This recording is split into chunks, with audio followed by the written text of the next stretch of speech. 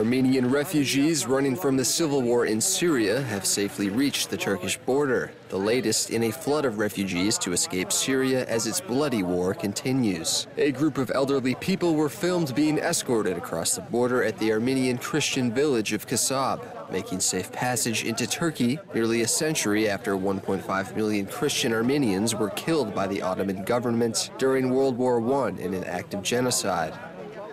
Thousands of Syrian rebels, including some with al-Qaeda ties, have seized a mountainous territory in northwestern Syria's Latakia province, including Kasab. Many of the town's residents have fled, much like their ancestors who survived the genocide of the early 20th century. Kasab was previously home to some 2,500 Armenian Christians. The UN says about 1,550 displaced families from Kasab are receiving aid in the city of Latakia, which is currently under Syrian government control.